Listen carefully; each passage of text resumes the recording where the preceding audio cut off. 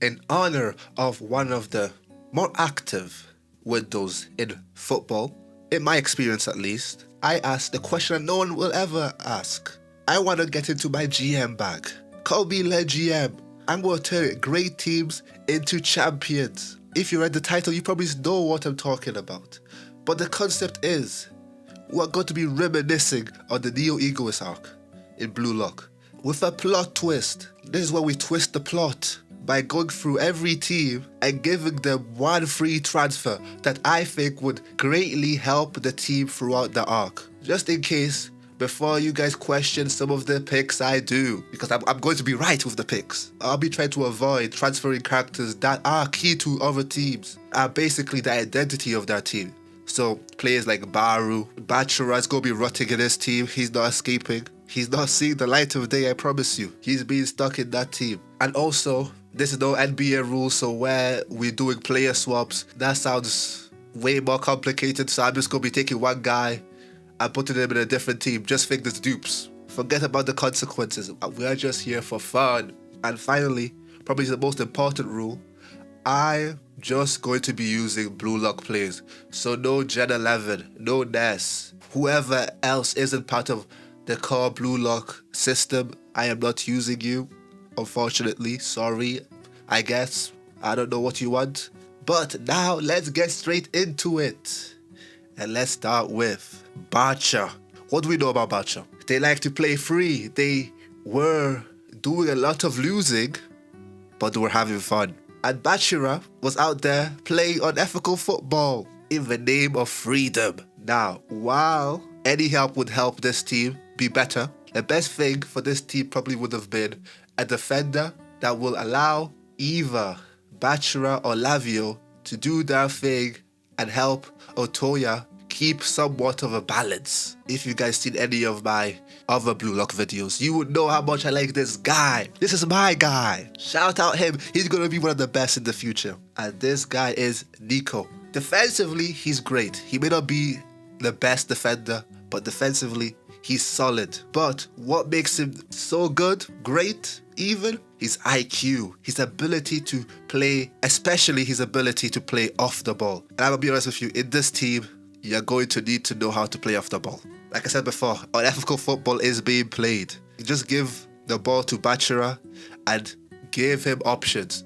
And let him cook. Let him cook, but at the same time, give him options to work with. That's what he needed. He just needed more people to bail out from when he was in a tough situation. I think this is honestly one of the better things for the team. You could add IQ and all that, but I like Nico here. But let's move on. Next, we've got Manshine, a team coached by Chris with the philosophy of being physically dominant and unlocking the most you can through your body. At least something like that. But the next part of this team to succeed was unlocking Nagi to his fullest potential. It was a little side project I had. But at the same time, we need a player who can either help Nagi become unlocked quicker or win the games despite Nagi being Nagi. And for this, I did struggle to pick because there's so many players that you could pick from, but I decided on when it came to a player who would fit this system, I'm going to be needing an attacking player. Honestly, we'll need one because I'm in the belief we just got a baby Nagi. We're going to make it basically impossible for Nagi to fail in playmaking. We got to turn the playmaking into new mode. So give him more options in attack and make it look like passing it to Rio is the bad option. And I liked what they had going on with Agi. So honestly, I'm going to stick with that. Give me another Agi in Shido. I'm at the point, at least in the NEL egoist arc, we need Shido. With Shido, honestly, as long as you're passing the ball somewhere around him, he gonna do something with it. I know that his whole thing is he needs a good midfielder and all that. But let's be honest, he works in the chaos. Shido works in the chaos. He will make one of the most impossible acrobatic goals. Just like Agi, he may get a bad pass, but because of his long limbs, long legs, he was able to shoot the ball. I like the Shido pick. And I know some of you may count him as one of the main guys in PXG. Well, hey, I broke the rule already, I guess. And also, if Nagi still fails, we got Shido, and we can win without Nagi. Like, if you can't win games with just Shigiri, Nagi, and Agi, hey, they suck, I guess. Now, to our third team, we're moving over to Italy with Ubers. This team is defensive, well organized, to the point of being on the extreme side of discipline. Everything has a plan, and theoretically, everyone knows how to deal with any scenario. That makes sense, but that is the problem. What happens when chaos is created? Sure, the defenders are great enough to reduce the damage, and luckily, Baru strives in chaos. He's the one who will create the chaos. Now that I'm thinking about it, this is the perfect team. Unfortunately, they lost, but, clearly they're perfect. So, when it comes to adding, I'm just going to increase their strength and forget about their weakness. Because at the end of the day, they're perfectly built. But why not add extra IQ, extra defense, extra passing in Karasu? I'm stealing a lot of PXG players, I know. But this is another high IQ player.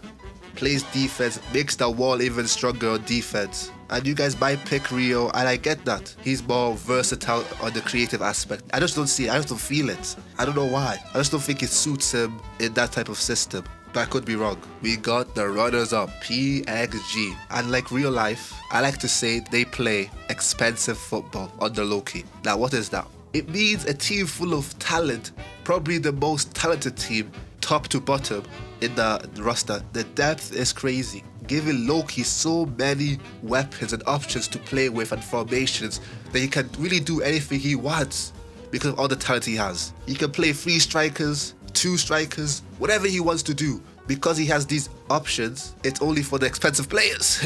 All these expensive players in one team. But as much as it is a benefit, it is also a downfall on their team. Because at the end of the day, there is one ball, and not 11 players can be unlocked to get the best out of them. And especially if so many talents and weapons work against each other, to the point that they made sub-teams in the one team. We had Team Rin. When Team Rin was doing good, they sacrificed Team Shido's strengths. When Team Shido was doing great, we sacrificed Team Rin's strengths. And that's why I think Loki tried not to use them earlier on to get the most out of them and give them more time to play. And as good as Charles is, he can make them shine, but he can't link the two sub-teams together for some reason. He just picks a favorite and just keeps going and hopes one of them meets up to his expectation. And honestly, I don't think there's anyone in the league who can actually do this other than Isagi. Probably one of the better players in linking people together. But I'm not using Isagi because, like I said, the rule about, and he's basically the head of Munchin. But my other option was Kiaru, the guy who played left back that one game, assisted Kaiser, but at the same time, he's another Charles.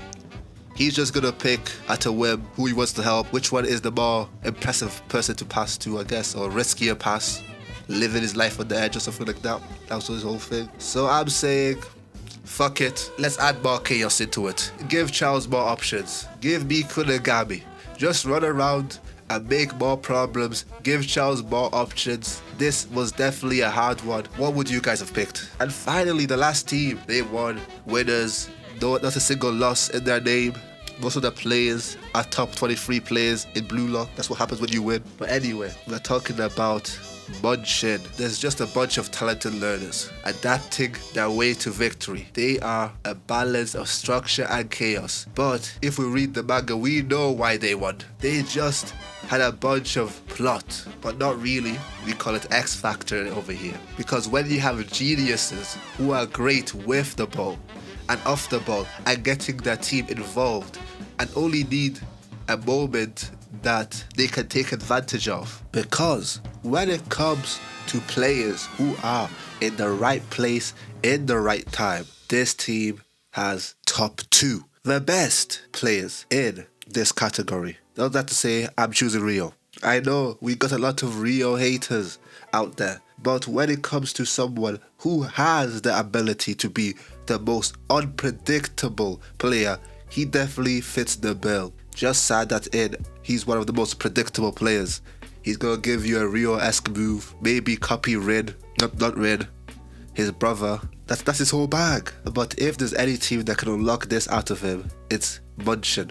Just give him a couple hours in Munchin, no contact to Rin, not Rin, I keep saying Rin, no contact to Nagi, he will come out a different person. This is the real wild card. So there's hope he becomes a player that Munchen need, even though they don't even need them because they won. So this is my transfers. I thought this was going to be way shorter, I'm gonna be honest with you. But goddamn, it indeed took a little bit of thinking.